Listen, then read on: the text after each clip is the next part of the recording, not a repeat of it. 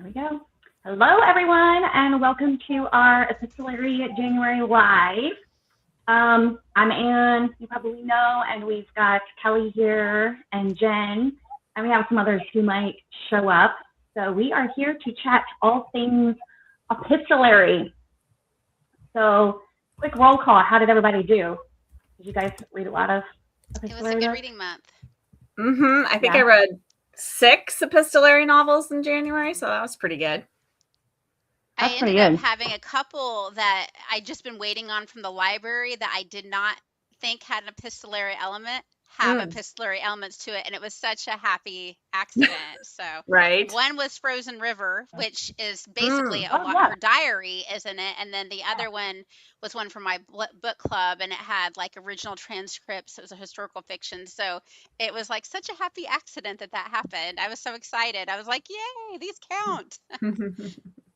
I had a couple of people who were showing me, telling me in the Discord server how they, their books, like they weren't expecting it to be epistolary, but it had like a bunch of letters or journal entries or whatever. So let's see, we got a lot of people. Okay, so I'm using my phone, so I'm sorry, it's doing funny things here, but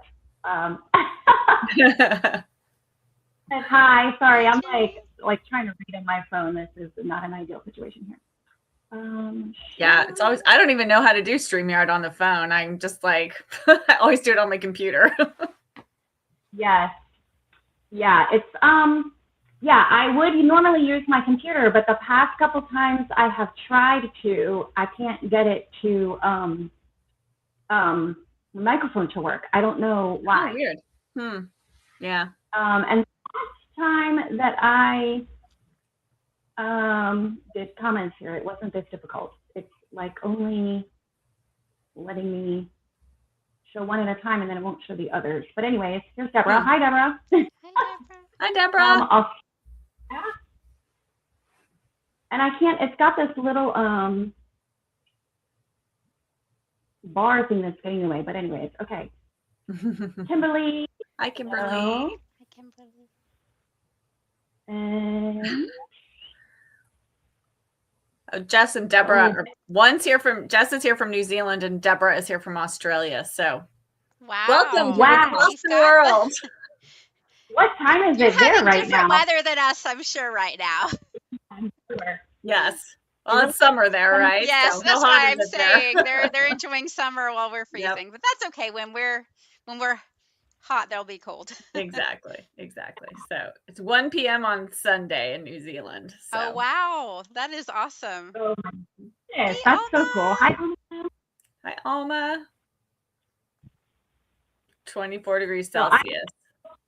If I miss any comments, guys, because this is ridiculous here. Hi, Mina. Again, I saw Mina this morning. Had my Patreon chat. All right, I think I got everybody so far. Okay. Oh, nope, that is it. Oh, yes, just says 1 p.m. 24 Celsius.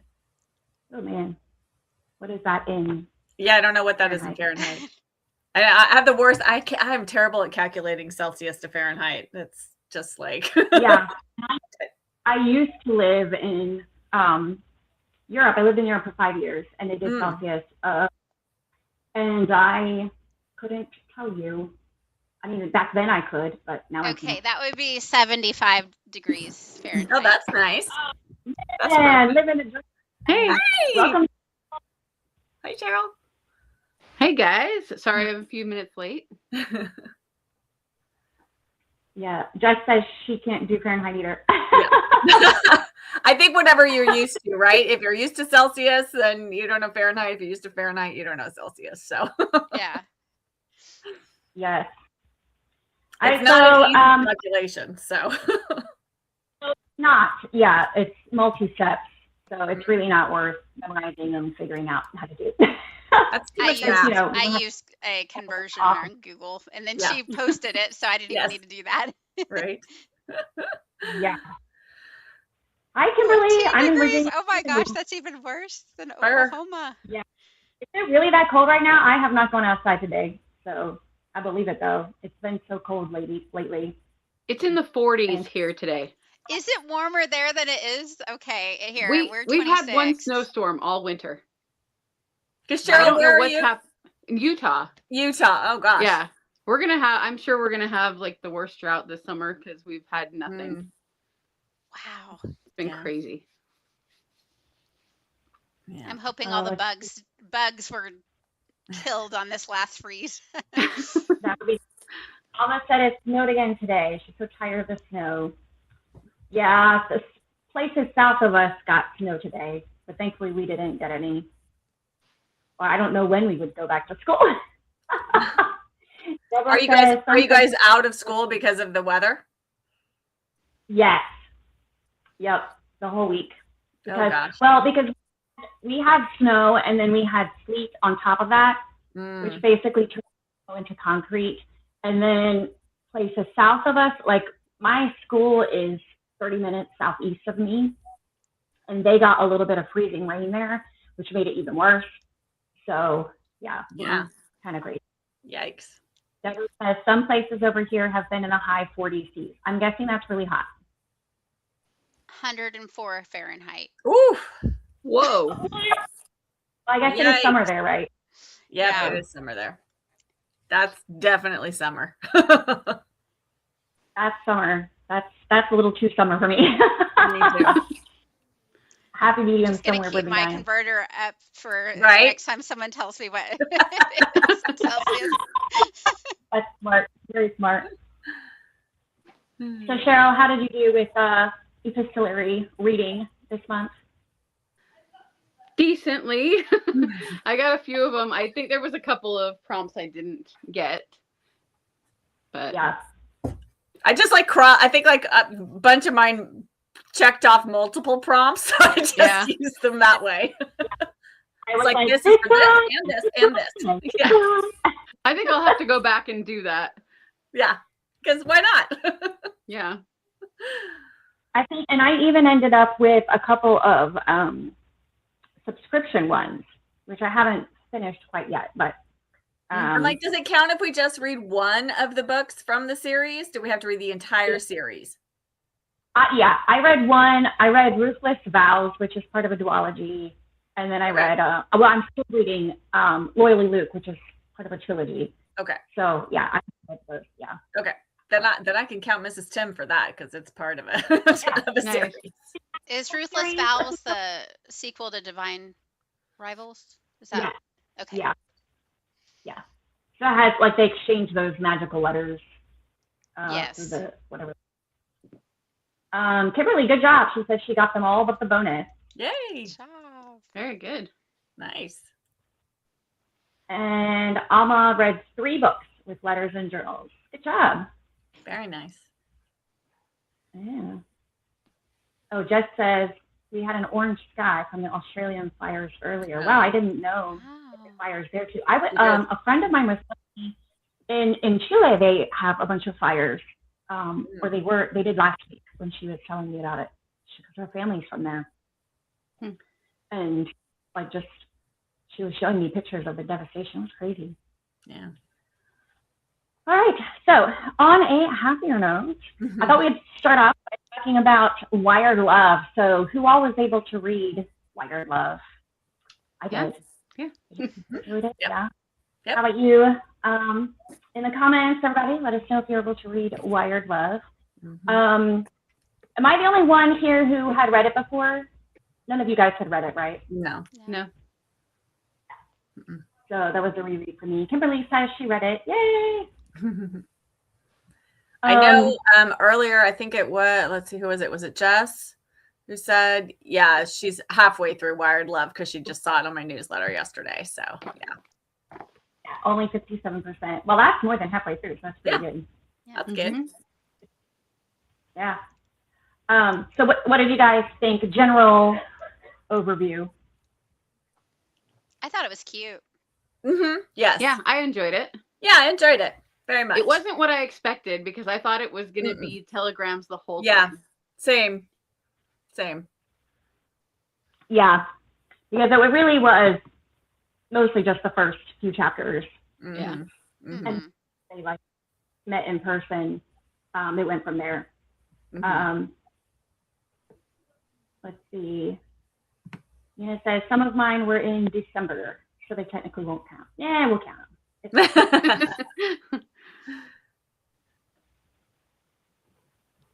They are just having their disastrous dinner in Center. That is like my favorite scene in like any book that I've ever read.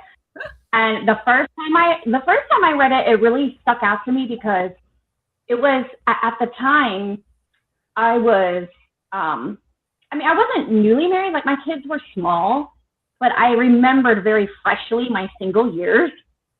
And it was just very much like, I lived with my sisters when I was single, and we would have our single friends over at our house. And it was all just, like this hodgepodge of dishes and, this, that, and the other thing, and nothing was matching, and everybody sat wherever they could. And, it was just very much that same kind of feeling. And I was like, this is so fun. Like 100 some years ago, the very same sort of, I don't know, mood that is in this scene here. And it just seems so relatable. But then this time when I read it, it just was so funny. I laughed so hard. Well, when he sits, what's his name, sits on the desserts. Yes. He was so like just bumbling and always falling over things and crashing into stuff. I did like that aspect of him. Yeah. I did too. Yes, he was definitely like the slapstick humor, comedic relief. I mean, it wasn't like the sort of story that needs any comedic relief. But, it's hilarious. The writing is so immersive. Yeah, like you feel like you're with them in that dining room. Well, it wasn't really a dining room. It was just the room. Yes. Yeah. I was glad it wasn't telegraph messages the whole time, Kimberly said. Yeah, that's a good point. Because then that could get, because the telegraphs are so, like the messages are, I don't know, kind of choppy. So that would I thought it would have been maybe nice if she'd done like maybe a little like exchange, like at the top of every chapter, just like some little excerpt of a telegram or something. Like I thought that could have been a nice little addition to it, but it was totally fine without it. And the telegraph element does kind of go through the whole book. I mean, even at the end, they set up the telegraph between the two boarding houses and that whole thing. Yeah. So you still get that element, even if it's not entirely written in telegraphic form. And she still keeps like metaphors and stuff from the telegraph world. Right. Like there was a whole chapter and then a section where she kept talking about all the wires being crossed, etc. Hello, Jeanette, by the way. We're just getting started, so you're good. Let's see. Jess says, I thought it was going to be telegraph messages the whole time and enjoying it more this way. Yeah, I think that's a good way. Oh, Kimberly says, Quimby was like Gilligan to M. Does anybody, like, I actually am not very familiar with like Gilligan from Gilligan's Island? Yes. Yeah, totally. That's totally the kind of guy. Or maybe more like Dick Van Dyke, like just kind of very gangly and like just kind of always, or like the Scarecrow in The Wizard of Oz is always like falling down and but not really getting hurt, but just like can't always tripping over his own feet. Yes. Jeanette says it was funny and reminded me a lot of the importance of being earnest. That's a good comparison, actually. Yeah. Same kind of tone, like kind of a little bit zany and a little slapstick, but kind of silly humor sometimes.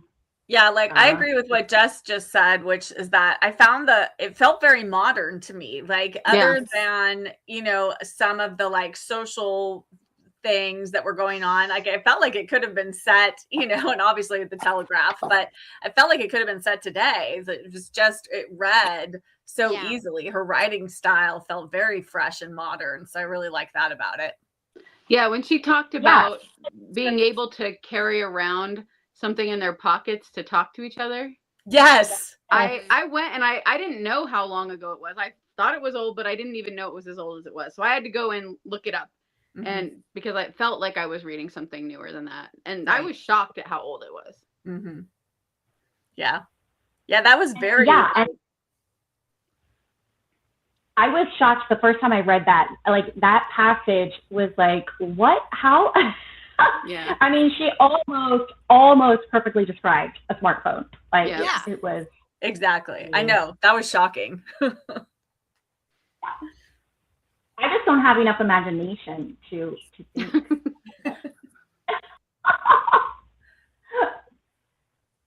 Jess says, when they said about, I wonder if they'll have things in the pockets to hear people. I had to Google because I assumed it was written recently. Yeah, like you said, Cheryl. Yeah.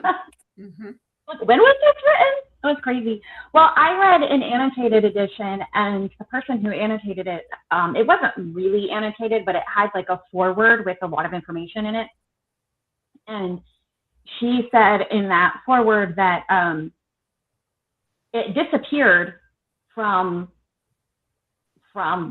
public view for decades, like 70 years or more, because it was very popular when it was initially written, but it was like, like your run-of-the-mill romance novel that's popular for a couple years, and then, people move on. And so people moved on, and then it became dated. But in the like 90s and 2000s, with the resurgence of the internet and then cell phones and stuff, and people connecting more and more long distance, but immediately, like experts in sociology or whatever started looking for historic, what's the word I'm looking for? Historic examples, I guess, of how historically, like when things like telegraphs and telephone were invented, how did people deal with this? And what were some media or whatever it was about it? And so they kind of stumbled across this book that had been published 100 years ago. And then they also were surprised at how modern and how relevant it is to our day, because we don't have telegrams, but we have like text messages and social media where we interact with people that we don't know.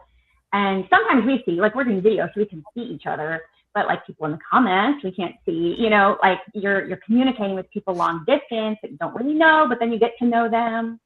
And it's just an interesting dynamic that gets put up there. Yeah, it kind of illustrates like you can actually a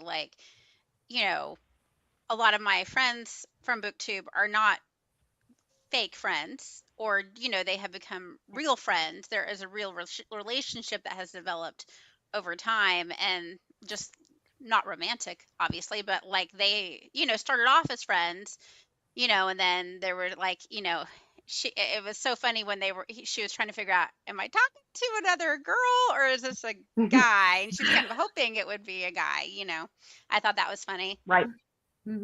Yes. Yeah. And you don't know, because I mean, we have the same dynamic. If you're in a chat room or messaging with somebody that you don't know and you have usernames, like you don't know all the time. Like sometimes it's more obvious than not, but like, you don't know if it's a man or a woman or old or young or whatever. Like it's hard to know who you're talking to. Jess says, I wonder if the You've Got Mail writer ever read it. I love that movie. I wondered the exact same thing. I wondered if they had ever read that. Hi, Hannah. Hi, Hannah. Yeah, it just has the same trope for sure. Which is why I feel like it falls into epistolary, even though they didn't telegram constantly all the way through. It has that element of establishing that relationship through long distance media rather than face to face. So in that sense, it feels like epistolary to me, even though it's not technically, I guess. Yeah. I thought it was very, I don't know, I wasn't sure what I would think on the reread, because sometimes you read a book and you're like, oh, that is really good. And then you read it 10 years later and you're like, okay. What did I like about it? Remember? So I was a little bit like, oh, what if I hate it now? Or what if I see all of the flaws or whatever? But I loved it. And I had forgotten how funny it was. I laughed so hard. Some of those scenes were so humorous. and I was just going to mention something, and it just went out of my brain. About the book. Oh, yeah. This time also, I didn't catch it the first time I read through it. She has a lot of literature references in there. Some that are outright, like she mentions the name in the book, but some of them were a little more subtle, but I could tell she was quoting something. So I would Google the quote, and it would be like from a Shakespeare play or a Dickens character, or so she quoted a lot of Shakespeare and Dickens. So I thought that was a cool little Easter egg there. I don't even know. Little fun find. All right. So, anybody else have any thoughts on Wired Love or the story? The only thing I thought didn't love it was was the an miscommunication trope between like him thinking that, her thinking that he was in love with her friend, and I could have done with a little bit less of that for it, but it ended up being fine. It's interesting. I'm a lot more willing to forgive books for a miscommunication trope if I'm really enjoying everything else about the story. Like one of my favorite movies is White Christmas, which has a huge, ridiculous miscommunication trope in it, but it's still my favorite movie of all time. But I'm not always so willing to forgive other works that have that in it. It's just my least favorite trope. So I kind of felt that way too. Other and realized that she had met the wrong guy and all that. I kind of felt like it could have ended at that point. And I don't think I enjoyed the very end of it as much as the rest of it, because I kind of was like, okay, good, they found each other. And yeah, it did. I agree. It felt like it went on like too long, the miscommunication stuff, Okay, so first she meets the redheaded guy. I'm like, why would you believe this guy is the guy you've been talking to? Because he's clearly not. It's just like, her sort of, I felt like I kind of wanted her naivete to kind of like, for her to kind of grow a little bit more from that.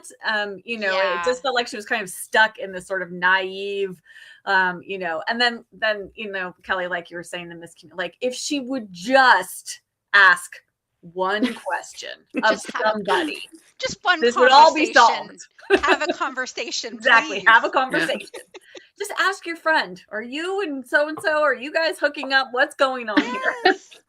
I mean, this is her best friend. You think she would have just come right out and say, are you in love with this guy? All right, let's talk. And, and even so, because like the friend had always wanted her to be like in her own romantic notions with this guy. So why do you think now that she wants him? I don't understand. Yeah. So that was the only thing, but I really enjoyed in general just the dialogue and how, like you guys said, how absolutely relevant it is to today. I guess the other miscommunication with Quimby proposing, that one at least that was hilarious. That was hysterical. I was so 100% funny. On board with that. Yeah. I think that was maybe my favorite scene. Yeah. It was so cringy too. It was like, oh my gosh. Only Quimby. I know. But hey, at least I bet they'll be happy together. Yeah. They'll be awkward and happy.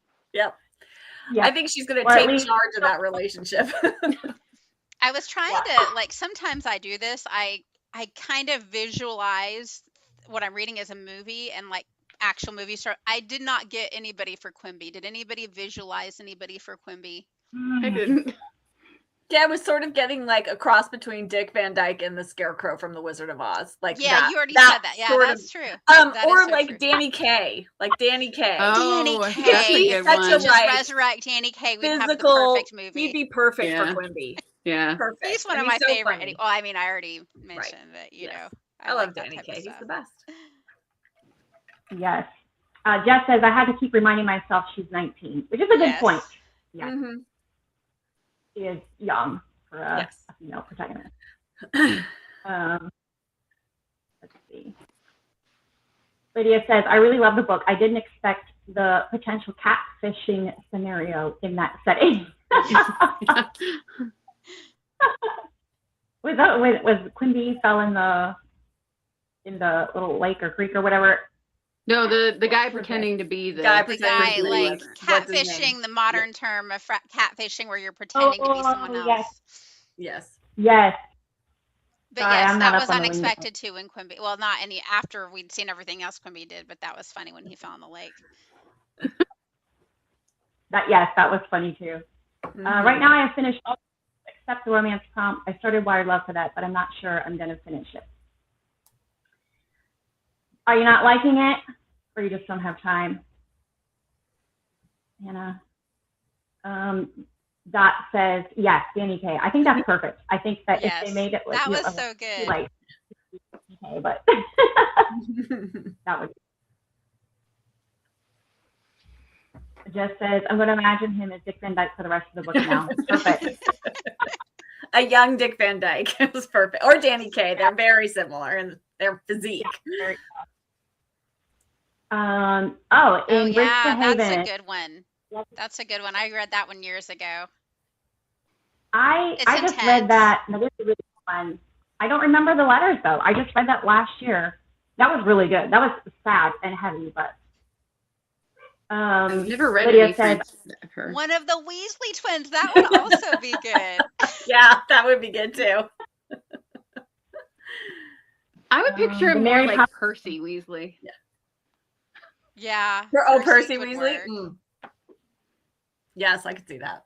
Yeah. But he's a little too, too serious. Too serious, pompous. Too buttoned up. Mary Poppins version. Yes. It would make a really cute movie, I think. Actually. Yeah. Yeah, it would make a cute movie. Maybe we should cast the other characters. Who would be each character? Like maybe a young Keira Knightley for our protagonist or something. Or I could see that. Or a young Natalie Portman. Oh yeah, that I could see. She might be good. And then I don't even know for the model friend. That's really beautiful for the Oscar. Yes. Like, But in that time period. Right. Yeah. Have to be somebody whose looks kind of fit in that time period. Yeah. And what about Clem? Which, by the way, that name just bothers me. I just don't like that name. Clem. And somebody in my Discord was like, I love that name. What is his name? Matt Zucri, the guy that was Logan on Gilmore Girls. I was picturing him as Clem. Then I'd hate him. Yeah. I was not Team Logan. You're not Team Logan. Are you Team Jess? I was Team Jess. The actor that plays Logan, not Logan. No. He's a jerk, but... Kimberly says Nicole came in. For which part? For like the model friend? Oh, Lily James for the model friend. I like that. Yes. Lily James. That's a great pick. Yes. That's a great pick. She's got kind of classical beauty features, like. Yeah. Mm-hmm. And she wouldn't have to, telling certain actresses, I'm sorry, you've got to go back to 20 years ago to play this part. She would actually be able to play at the age she is now. Exactly. Right. I know. I don't know any of the young up and coming actors and actresses, so I'm always like, it'd have to be a young so and so, like too old for this. Yes, I am. I never even could remember names of actors and actresses back when I was actually, more watching TV and movies and keeping track of them. I can't remember people's name in real life, and then somehow I can remember the most random actor or actress that I've seen in one thing. I don't know why my brain works that way. That's funny. My brain doesn't remember anybody's name. When I see people again, maybe after a little bit of time has passed, there's a name in my brain that I think goes with them, but I never trust it because I have such a terrible memory. So then there's like this awkward trying to figure out if that really is their name and how you can figure out if that's really their name.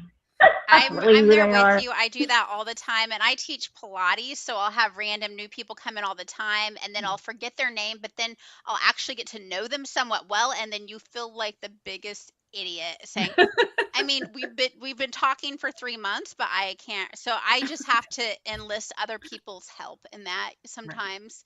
Right. Get their name for me. So yes. Don't feel bad. It's not just you. Yes. Yeah, sometimes my husband is able to help me out, like if he knows the person as well. But if it's at work, at school, like, yeah. And if it's kids, like a lot of times I will mix up siblings. So, because I teach music, so I have everybody in K through 8, and so I mix up the siblings' names all the time, and it depends on the kids. Some of them are like. And then some of them think it's hilarious, but they always let me know. That I messed up. I'm like, so sorry, guys. Mrs. Simpson doesn't have a brain. Oh, goodness. Let's see. Jess says, I'm constantly on IMDb when I'm watching stuff. Yeah. To find out. Me too. I was like, where's that person from? I know them from something. I was just doing that last night, actually. Why do we all do that? Because Matthew. I always ask myself, like, why does it matter what else they've been in when we're watching them be something else? But yet we all do it. I think it's like it's in your brain. You can picture them as this other thing, but you can't picture exactly what it's from, and so it's like driving you crazy. It's just like so funny. It's like an itch you can't scratch. Yeah. Oh, Matthew Good would be. Yeah, he'd be a good. Oh, Matthew Good. He'd be a good Clem. Yeah. I like that. Yeah, that's good. You should C. I like C. Oh yeah, I was saying, someone on my Discord group said she likes the name Clem, I think because it's short for Clement, which means like clemency or mercy or whatever. So she really likes the meaning of it. And I was like, well, you can get behind Clement. That's fine. But Clem, it's just, I don't know, rhymes with phlegm or something. It just grates on my ear. And like, I don't like that name. Jess says, I can never remember their real names, but so-and-so from whatever. So-and-so from whatever. Alina says, my husband can always remember all the details.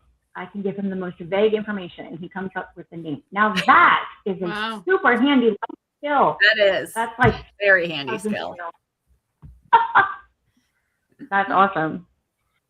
All right. Well, what about the rest of our epistolary reading that we got up to?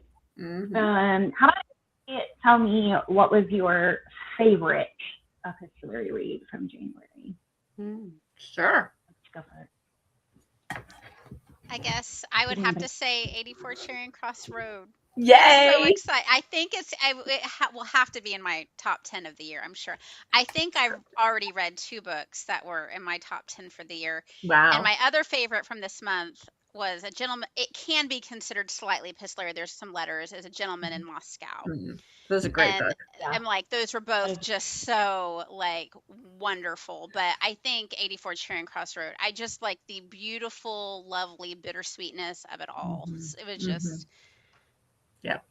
It's a wonderful, I'm wonderful so glad. book. And I'm so glad that you hosted your thing on New Year's Day, so I got a head start of it. And so I just started my reading year off just feeling so enthused for the rest of the reading year. It was so perfect. It's such a good book to start the year with, I feel like. It's just such a great one. It's like it's just like a hug. It is just like a hug. I mean, it's just like, and you just like the caring that happens in these letters and the love and the relationships, and it was just amazing. So, and I'm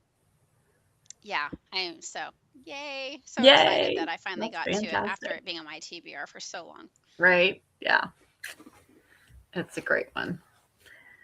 Yeah, that was, I mean, aside from 84 Charing Cross Road, my favorite is this book that some viewer on my channel recommended to me. Never heard of it. Never heard anybody else mention it. It's called Thursdays Till 9. I have this very purple copy of it. It was I binge read it in like a day. It was so good. And it's set during the late 1970s into the 1980s. And it's about this young girl, and she moves to Texas to get a job at a retail store. And she's working in their like marketing publicity department. And it's all done in like memos, and, you know, they'll be like, inter-office memos and letters and telegrams and all kinds of stuff. It was so fun. So it was all this it was like The Office in epistolary format, because there's all this office politics and drama and all the personalities between everybody going on. And she's writing to her coworkers, and then she's also writing like to her mom and to her boyfriend back home. And oh my gosh, it was so good. I highly recommend this. If you haven't read it, if you can find a copy of it, because it's not in print, I highly recommend reading it. It was wonderful. It was so, so good. When was that written?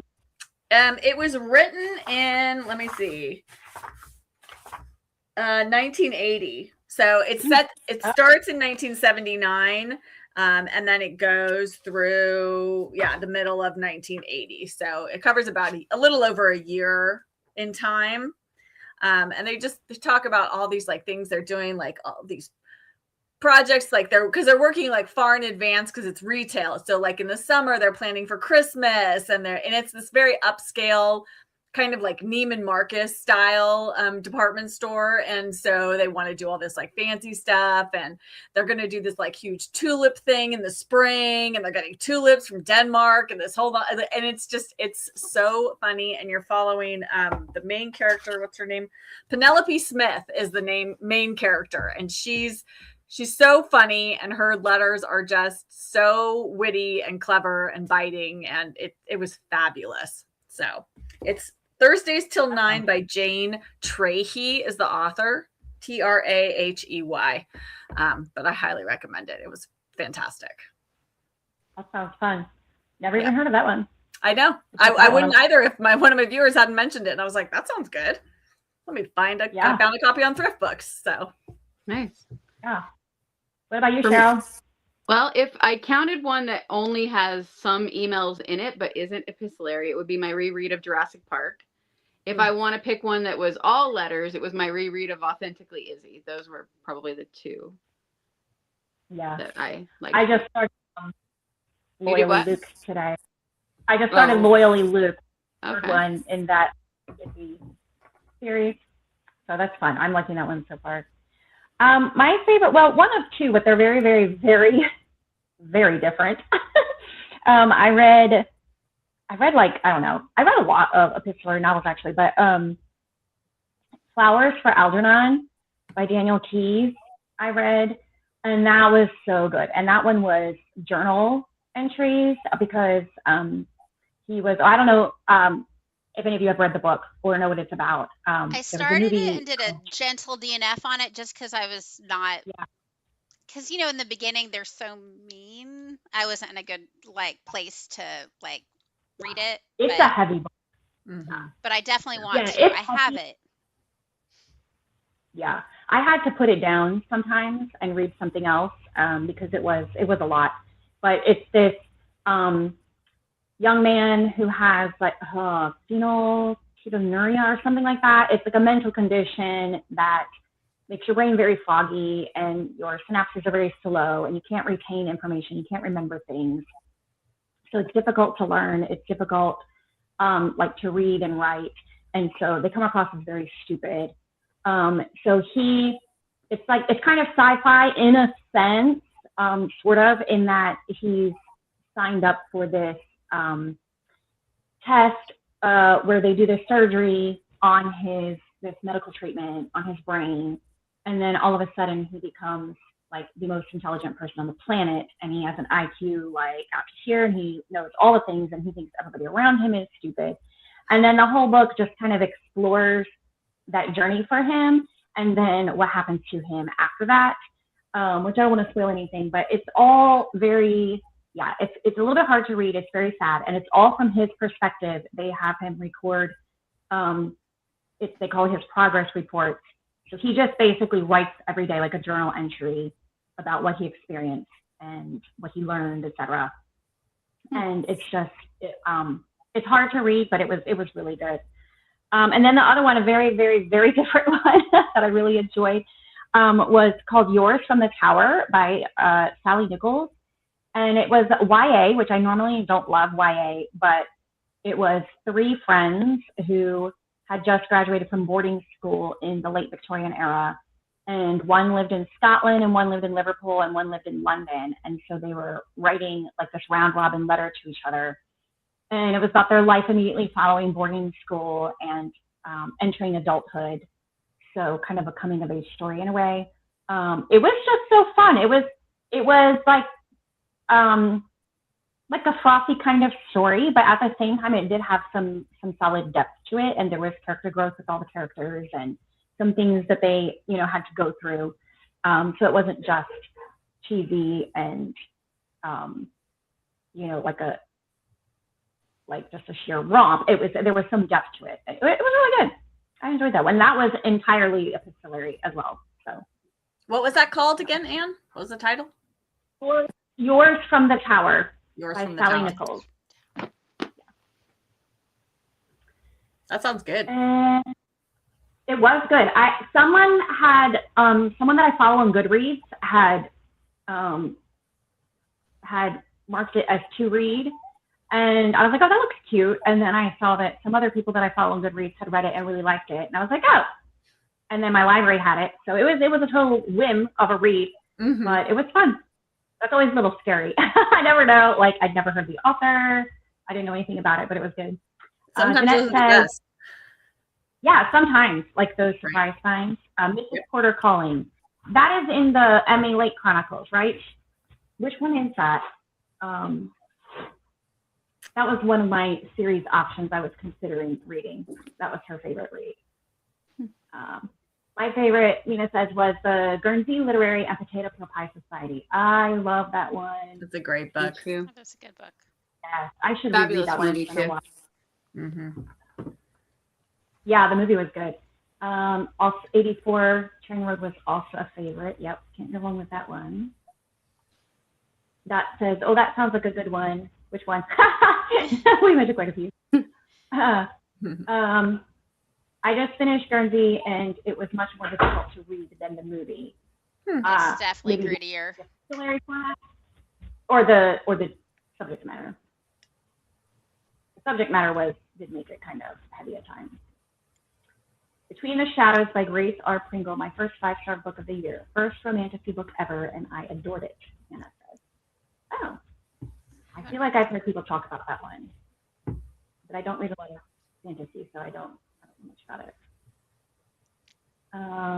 Lydia says Daddy Longlegs was my favorite read. That is always That's a good so book to good. read, too. Yeah. I should reread that because that has been a really long time. Hannah did not like it. Did you read it this month, Hannah, or is that from before you didn't like it? And Mina listened to the audio format. Oh, that would be interesting. Although I'm not good with audio. Lydia says she read it too and enjoyed it, but it's not a favorite of hers. Well, unpopular opinion, probably. I actually did like the movie better than the book in that case. Me too.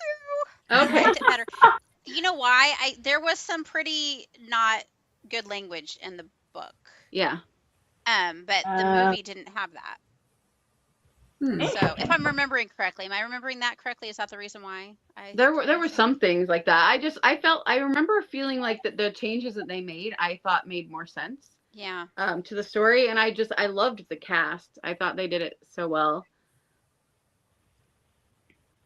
I'll have to read the book and watch the movie again because I remember that there were differences, but I couldn't remember. I don't remember which one I liked.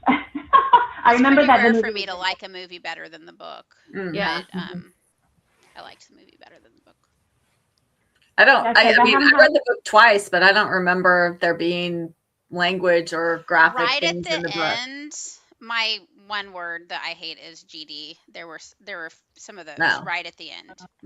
I'm willing to deal with a lot of actually pretty more than some people language, but that one just like, yeah. I think they might have one in the movie. Maybe. Still. But I can't remember for sure. Jeff says, I haven't had a 5-star since last August, and this month I had 2 in a row. Yay! Yay! Dealing with Dragons, Patricia Reed, and Pied Piper by Neville Shute. How do you say that name? That's awesome. Nice when you can get out of a slump like that. I read Flowers for Algernon in high school. I don't remember it in detail. Yeah, I think a lot of people do read it in high school, which I think is probably a good. Yeah, that's when I read it too. And Alma watched the movie called Charlie. I want to watch the movie now that I've read the book. Dealing with Dragons was one of my faves growing up. I'll have to give it a reread. Oh, is it a children's book? Middle grade? I don't know anything about it. I've read that a few. Oh, Jeanette, book 3 of Any Lake. Somebody say something? No? Okay. Jeff says, I can barely put it down. I'm definitely going to read the rest.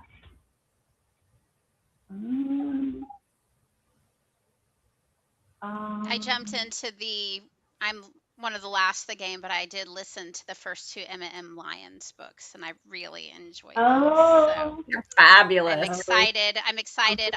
I would have gotten, because they're really short, and you know, they're ones that she speaks so slowly, I could speed it up and get through it a lot faster, that you know, I could have gotten through more, but I had to wait on book 3 from the library, and I just got it but I'm going to listen to it. I'm going to keep going with this series.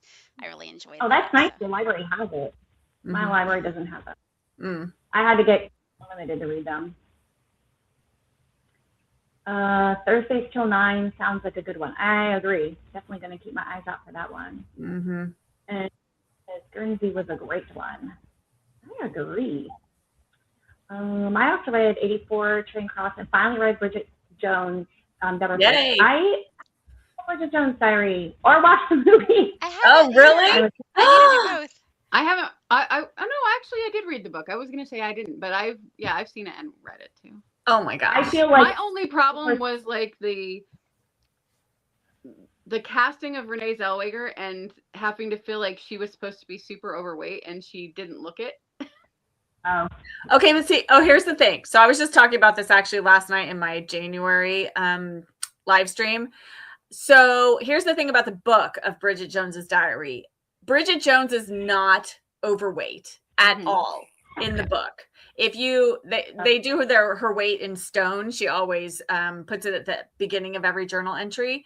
And I calculated it. I did I Googled what it would be in pounds, and the most she ever weighs in the book is like 135 pounds. Well, she's 5'4", which is is my height. I weigh more than 135 pounds, and so she's never fat. And she gets down to like 120 pounds, and everyone thinks she's sick.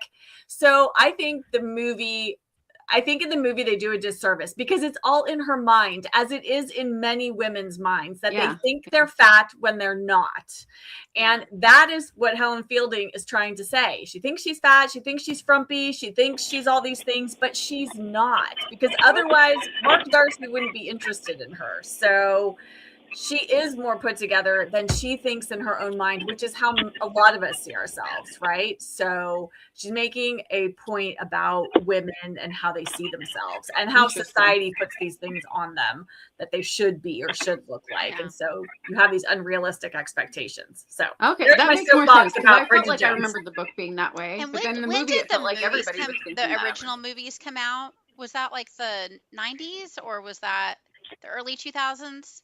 Late 90s, early 2000s. So like the 90s were like skinny times too. So like what we would say would be like, you are a totally normal person. Hollywood at that time, and they've gotten a little bit better about it, would have said this normal person is an overweight person. This normally built person that has absolutely no weight problem whatsoever, like and it's kind of across the board, everything. I was a ballet dancer in the 90s. I had a 23-inch waist and was told to lose 15 pounds. Like, it's like, from where, and it was just kind of the thing. So it was like that. What a disservice the 90s did to young girls when they said that character, was overweight, when like she was just normal. Exactly. But she did gain ridiculous amounts of weight for her, to do that movie and then went back and like got teeny tiny to do like Chicago and those other movies that she was just about that big for. So I think it was a disservice to women everywhere that they did it was that. and it wasn't true to the book. I don't think like she wasn't fat in the book, so she didn't need to be fat in the movie. Like that wasn't the point of it. So I'll have to read that again. Yeah, you should. I just reread it actually a few years ago. And it was such a fun nostalgic reread because I read it when it first came out because it was the book to read at the time, and I wish I still have my copy. So it was probably a first edition.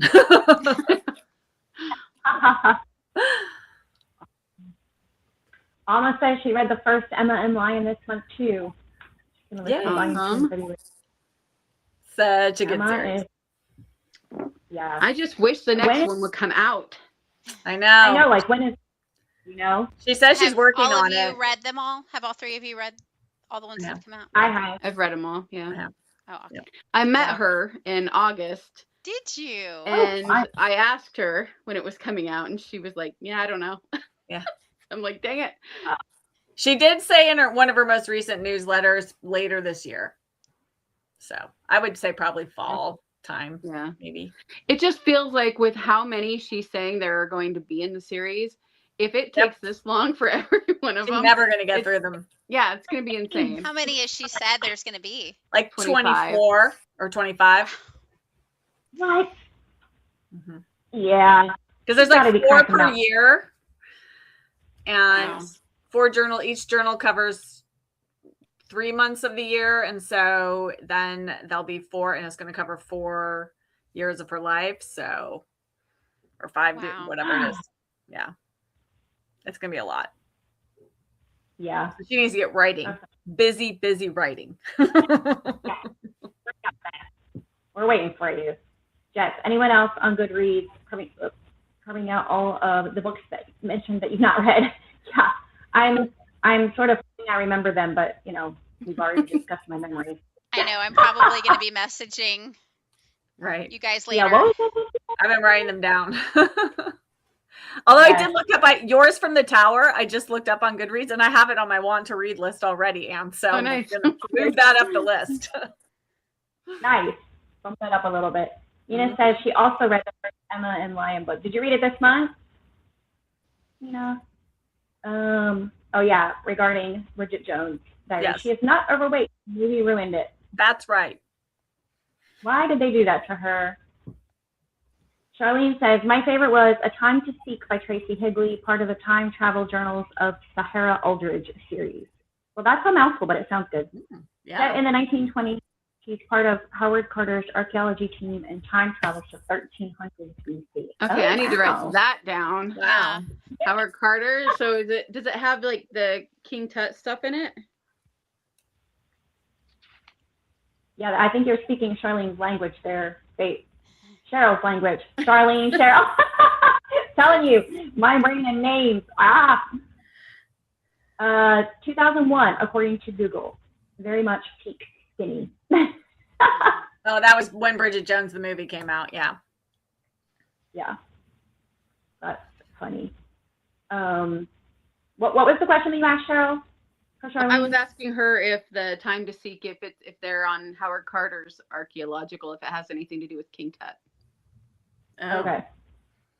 Because his team is the one that found King Tut. Oh. That's really cool. Mm-hmm. Very interesting.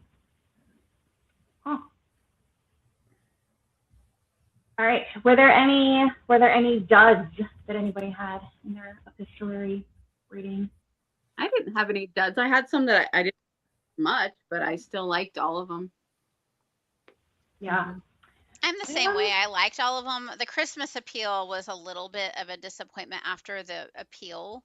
The plot was just a little bit silly, and I think we missed having some, if anybody's read the appeal, which basically the book, if it was written in America, would be called The Fundraiser, because it's a mystery about fundraising, and there's all sorts of plots that come in. And this is kind of taking a lot of the characters. It's a theater company.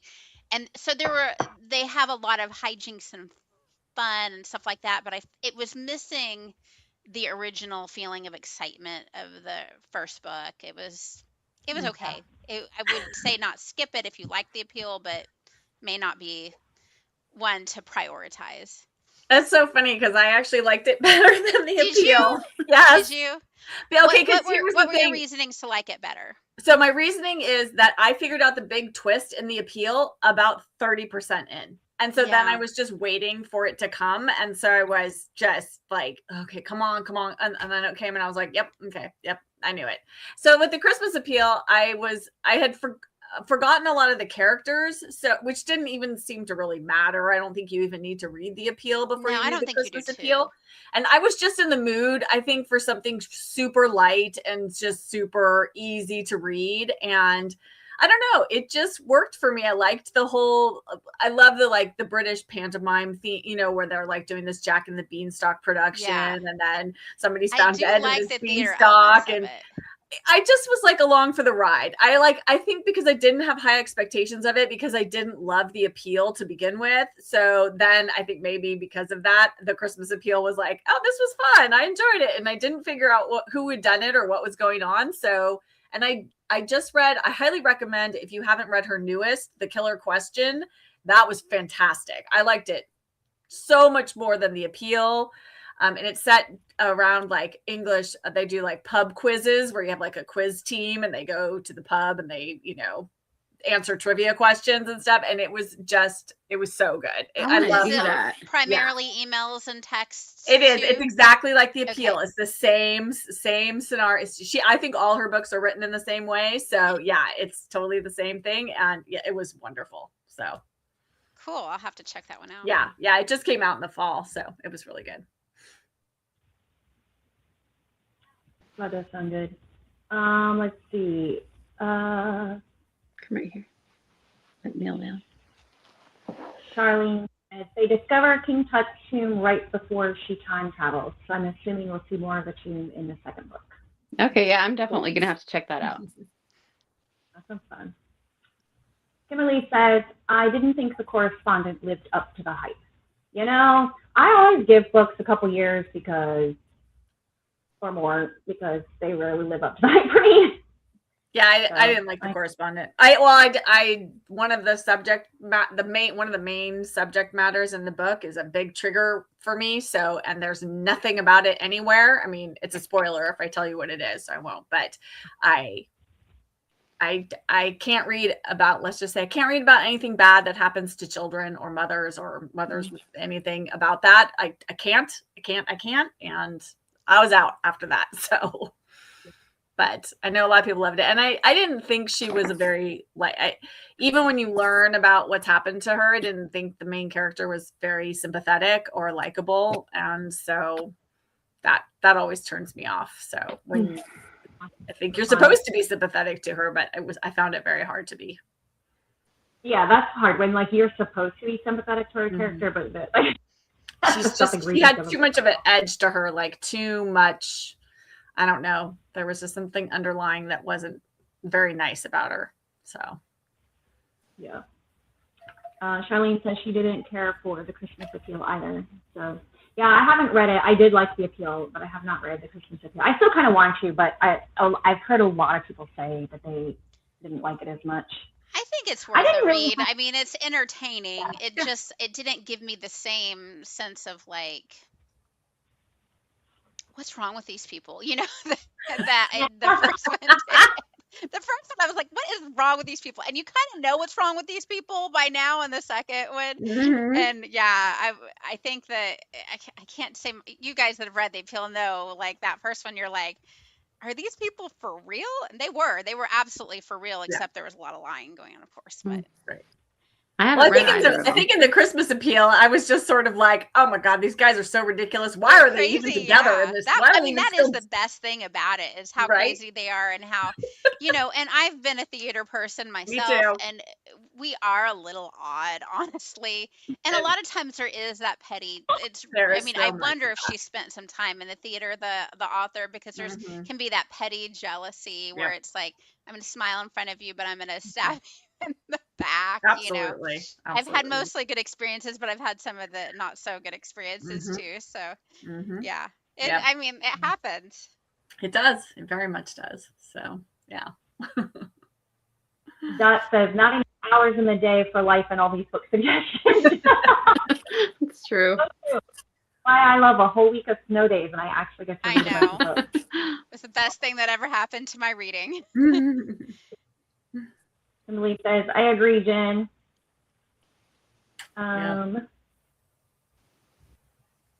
Let's see. I don't find a lot of new books live up to the hype. Same. That's why I am enjoying discovering older books with Jen's, like Miss Bunkel's book. Yes. Yeah. That was a good one. Miss Bunkel's the I best. still need to. I haven't. She's been on my TBR for years, literally, and I haven't yet. She's wonderful. Yeah, that's I haven't what. read past the first one yet, but I liked the first one. Yeah. Let's see. I lost my place. Hold on just a second. Nina says, I like The Correspondent, but it's not my book of the year. I mean, I understand why people like it. I mean, I totally, I can see it. It's not a book for me. Older books are so much better, like movies and music. Yes. Yes. When I say stuff like that, my kids say that's because you're old. And when they're old, they'll think the same thing. Nina says, I mostly listen to audiobooks, but I thought The Correspondent was a good listen. Well, good. I mean, yeah. Good. The narrator can change your feelings on a book too. Yeah. I didn't really have any duds, but Cheryl, I think that you had mentioned, maybe it was for your February TBR video, I don't know, a book. I think it was called The Inconvenient Letter. It was like the rom-com or whatever. And I was like, oh, I have it on my Kindle. Well, I actually had it, like I could get it from the library on Hoopla. And so I was just looking for something just light and fluffy to read that I could read like in a day. Yesterday or the day before. So watching your video reminded me of it. And so I read it. It wasn't a dud, actually. I thought it was very funny. I don't know if you've read it yet, but not yet. It was very funny. It had some like really laugh out loud moments. There was a little bit of the miscommunication trope. So for those of you that it bothers, you're going to be like, what? Sorry. But I thought it was funny. But the disappointment comes where I thought, based on the title, The Inconvenient Letter, that it would be more epistolary than it was. It wasn't really. Like, letters were a key part of the plot, but there's not really any letter exchanging actually happening in the story. So oh, darn it. It was, yeah, it was a dud as far as being epistolary goes. But it was a cute story, and I'd never read anything by that author, Julie Wright, I think. What's her name? Yeah, Julie Wright, I think. Yeah. I've read something else by her, but I don't remember what it was at this moment. But I got that in a little free library. It's like an ARC copy. Speaking of audiobooks, Bridget Jones' Diary, narrated by Imogen Church, is excellent. Oh, well, there you go. Good to know. And I am sorry. I know that I know your first name, but right now I can't remember it, as we have established. Anne does not remember names. Oh, goodness. Jess says, agreed, Dot. Before 2010 or so seems to be what I like. Yeah, I can get behind that. Sasha. I knew that. I knew it. I've seen you around in like reading sprints and whatnot. Oh, goodness. So how did you guys do on the prompts? Like, did everybody get prompts? Well, now that I just doubled up, I did. Yes, by doubling up, I think I hit all the prompts. Yes. Me too. Well, see, what I did was, okay, so I have the thing here, And then on this side, I just wrote the book that I read, and then I listed all of the prompts that it fit. So each book fit at least like 2 or 3 different prompts most of the time. So I think I got them all. Book, mail, telegram, airmail, subscription, journal. Yeah, I hit them all. Mm-hmm. Oh, yep. Which one was the hardest to get this prompt? Well, I think if we hadn't read Wired Love, I probably wouldn't have hit love letters. Just because, other than like, there might be some kind of love in some of the books that I read, but it wasn't like the main plot point. Whereas I feel like in Wired Love it was. And and I didn't really have anything else that was on my TBR, on my radar, that I felt would have fit into that prompt. So that probably would have been the one that was the most challenging. But I felt like all the rest were like doable in terms of like, some books crossing over multiple categories. Mm-hmm. So yeah, I even thought it was the book that I read, Yours from the Tower. Like they were exchanging actual letters, but there are some telegrams in the book. So the telegram category too. Yeah, because Thursdays till 9 would have counted just like Wired Love did for that prompt, because it's got like interoffice memos and, telegrams and all kinds of things. So it definitely fit into that prompt. Yeah. Which was fun. It was like fun to look for a book that had different types of correspondence that weren't just letters, so. Yeah. Yes, that is fun to like look for the different ones. The one that was hardest for me was the journal. The only one I read that fit for that was Flowers for Algernon, because he was keeping his diary. And that was like a last minute change, which was like a dumb moment for me. I didn't initially put it on my January TBR, but one, it's fully epistolary, first of all. Secondly, it works perfectly for my Reading the Classics challenge. And thirdly, it is a book that's on my 50 by 50, that's on my shelf, that's been staring at me, that I want to read. But for some reason, when I was putting together my January TBR, it did not occur to me until I was like a week or 2 weeks into January. I was like, wait a second, what am I doing? Flowers for Algernon. I need to read that one. Mm-hmm. So, and I'm glad I did. Very good. And it was the only one I read that had journal entries. Yeah, I read 2 that had journal entries. Well, I just finished Today, Mrs. Tim Carries On, which is the second book in the Mrs. Tim series by D.E. Stevenson, which I highly recommend. It's fabulous. And then for my Patreon group this month, I gave them like 4 books to choose from for our quarterly read along, and they were all epistolary, and they picked this one, which is These Wonderful Rumors, which is a nonfiction by Mae Smith. She was a school teacher in England during World War II, and she wrote a diary throughout all of the war years. And so it's all her diary entries. And it was good. We did all kind of feel like if, we hadn't been reading it because we were doing the read along, it would have made a better kind of slow read, because it's kind of repetitive, because she's writing a real journal. So she's talking about her real life. And so she does the same kind of things over and over again. But then once you get to about the halfway point, things start picking up, and she has some personal things that happen to her, and then things in the war start happening more. And so from that point to the end, I was like really invested in it. And then it's fun because her son writes kind of like the afterword and talks about her life after the war and what happened to her. So anyway, so I highly recommend this if you're looking for a nonfiction epistolary book written in journal format. It was wonderful. So very good. Yeah, really interesting. That sounds good. Jeanette says she got them all. Yay, Jeanette!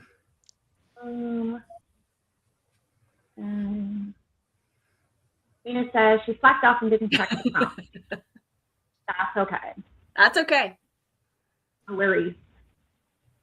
Jess says, I'm happy I read one at all because it's not a format I enjoy. Well, You know what? Good for you. Kudos for trying something different that you don't normally like. Stepping outside your box there. Another read was 26 Letters by Charlotte Nash, a dying mother's letters to her daughter for each year of her life. But the daughter does not find out about the letters till her 30th birthday. Oh, Ooh. wow. That sounds interesting. That's like really, wow. That would be like sad. Mm-hmm. Yeah, I just have the same thought. Mm-hmm. Sad. If that's real, I don't know if I can handle it. I don't know if my heart can handle I it. know, right? Mm-hmm. Marmee. Says she read I have not read that. How was it? Marmee. It is so good. I know. That's on my TBR. I love Marmee. Highly recommend. And that one, yeah, for a journal, it's perfect for journal because Marmee's keeping a journal. And I think, okay, so I always cry in Little Women. If you know, you know, right? Mm-hmm. Always cry. Oh my goodness. In Marmee, sobbing because it's from the mom's perspective, right? Oh gosh. And reading it as a mom, like, oh my goodness. I was like sobbing. Yeah. It was very well done. I've also read Caroline by the same author, which is about Ma from Little House on the Prairie. It's right. Little House on the Prairie from Ma's perspective. Mm-hmm. And that is as well. She did a really good job. I think didn't she do like Aunt May from The Wizard of Oz also? I think she did a Wizard of Oz. Really? I think I have seen that. Yeah. Yeah. I'm pretty sure, if I'm not mistaken, that's the same author, but I want to read all of them. I think they sound fabulous. I love that idea of like taking a well-known story, but turning it from a different character's perspective. Like, you know, I think you can do a lot with that. Oh yeah. Yeah. Not everybody loves retellings like that, but I do. Yeah. Especially if it's a story I love. Give me more. I like it only if it feels true to the character. Right. Yes. Like, I really liked the Marilla one. It's by somebody else. I think it was just called Marilla of Green Gables. And I did not think I was going to like it, but I did. But I've heard other people that didn't. But then I've read other ones that I didn't like. Mm-hmm. Yeah. Yeah. It says, what time period is it in, Deborah? That's the book about the mom's letters. That's a good question. Journal was the hardest for me too. Janet says, I only had one book that fit there, whereas most of my other books would fit a few prompts. Yeah, same. I don't know why. I guess it was just harder to come by. Everybody read M.M. Lyon, and then you can hit the journal prompt. That's my plug again for M.M. Lyon. It's definitely worth starting M.M. Lyon. I read them all already. Right, exactly. I know, right? Oh, and Deborah says that book is just fiction. That's good, because that would be easier to read. I know. Yes, that one scene, so sad. Yeah, that's hard. Is Caroline sad? I don't remember Caroline being sad. No.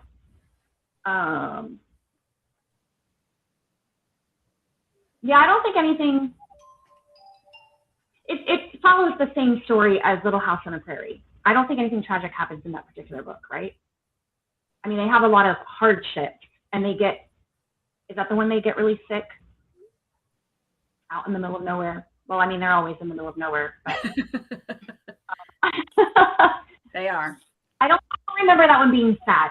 I remember being really impressed how the author stayed very true to Caroline Ingalls as she's presented in those books, and she doesn't modernize anything. And I really appreciated that, because I mean, that takes a lot of skill not to put your 21st century bias onto a historic figure. And I especially appreciated it because Caroline Ingalls was a real person. Right. And not a perfect person. Some of her viewpoints, we would 100% disagree with. That's the reason why I read that out loud to my kids before they read it with their eyeballs themselves, because the things that Ma says about like the Native Americans and stuff like that. Right.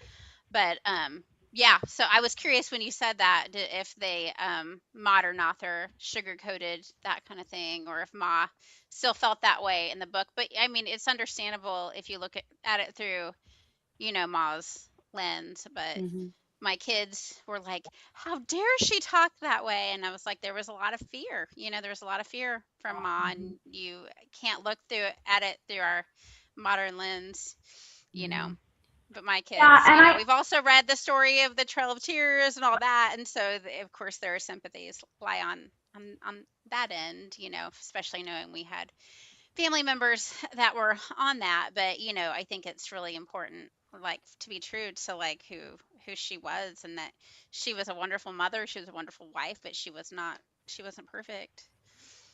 Right. Yeah, and I think that I don't remember perfectly because it's been a few years since I read the book, but I feel like you said, Kelly, her viewpoints stem from a lot of fear, and I think that's made clear in the retelling from her perspective. Fear and misinformation. Not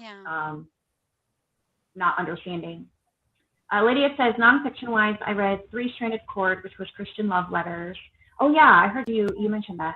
And I'm in the middle of Dear Mr. Murray, which are real letters to a publisher from authors like Byron Walter Scott and Austen. That's so cool. Mm-hmm. Oh my goodness. That sounds amazing. And they're the real letters, so it's not fictionalized letters. Yes. I have, and I've had it for several years. I hunted this book down and I bought it on purpose, and it's been sitting on my shelf collecting dust for several years. The Brontes letters. It's all the Brontes. I think it was Juliet Barker who compiled them. It's all the siblings and the parents and their letters to and from their friends or whatever. I mean, I'm sure it's not every single letter that exists, but it's pulled from all of them, the most interesting letters. And I want to read it. I haven't sat down to actually do it. Kimberly says, I have Caroline now. Oh, good. I think you will enjoy it. The book sounds very interesting. Good. Did I know? Okay. That's good. All right. Well, for those of you who are doubling up on the prompts, which book fit the most prompts? I'm looking through I had quite a few that 3 actually. Trying to think.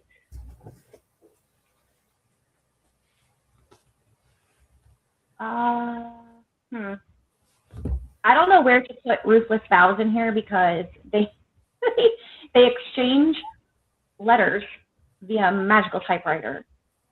So, what is that?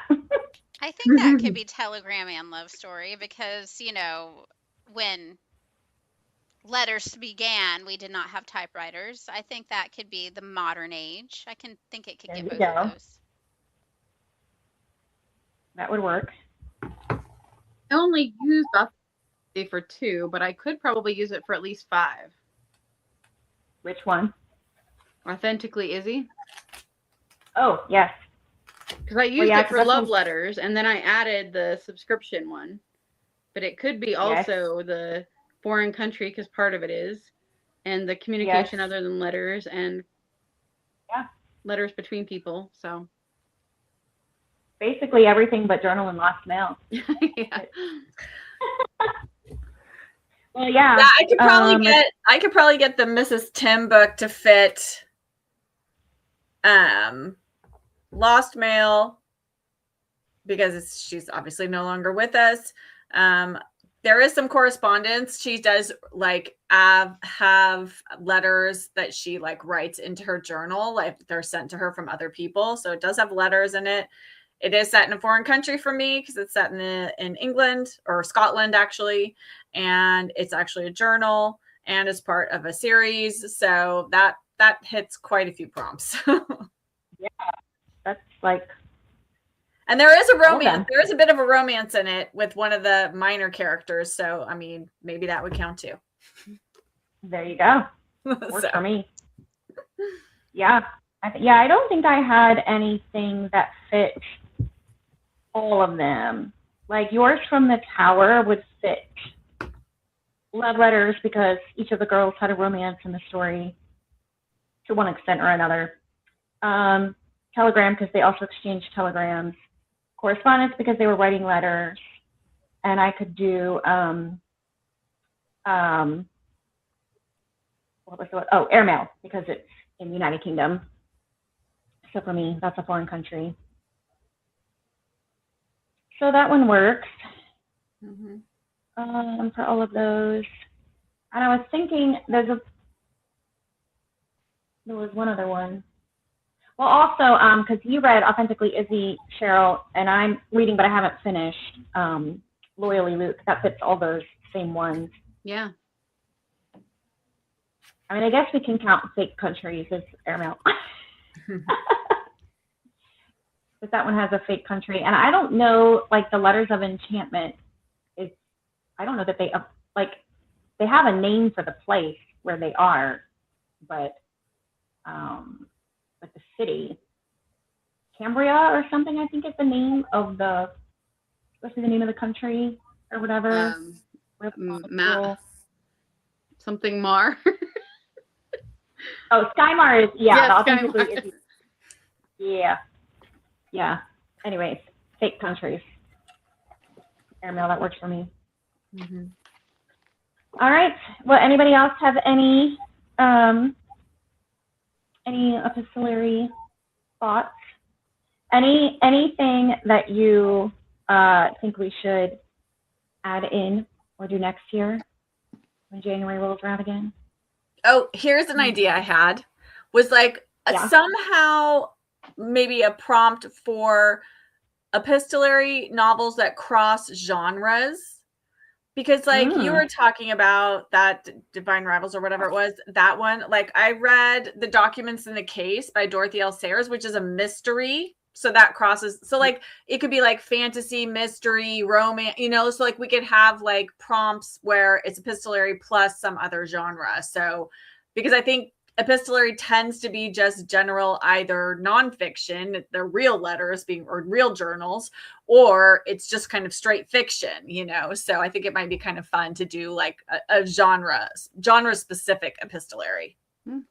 I like that. Yeah. Okay. That's my one thought. I didn't realize Dorothy Sayers were epistolary. What? I didn't realize Dorothy Sayers, but any of hers were. You said it was epistolary? It is epistolary. So this is a standalone. This isn't part of the Lord Peter Wimsey series. It's basically it's all written in letters, and then there's a few like legal statements and things like that also in it. But it's mostly letters. There's you sort of find out from the back because you don't really find out what is going on in the book till very long ways into it. But a man has died from eating poisonous mushrooms. And you're reading letters from like him to his son, from his wife to other people, they have like a woman who lives with them, and she's like their housekeeper. She's writing letters to her sister, and then they have some neighbors in this flat they live in. They become involved, and so you have all these things going on, and you're trying to like connect all the dots. I thought it was really well done.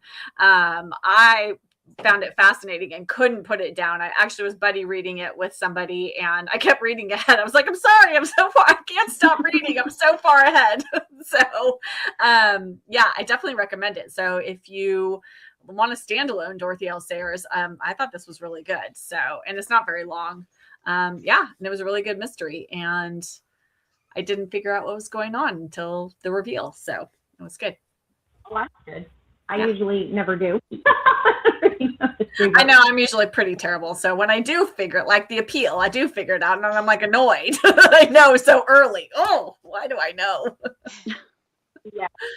What is the title of that one again? That is called The Documents in the Case. The Documents in the Case. Yeah. And she wrote it with another author, Robert Eustace, I think helped her write it. Okay. It was one of her later books. I forget when it was published.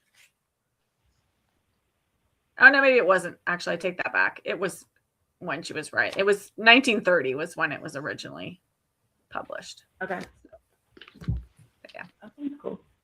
Jeanette says, I have 3 books that would fit 3 prompt speech. Yeah, that was, most of mine were like 3. Mm-hmm.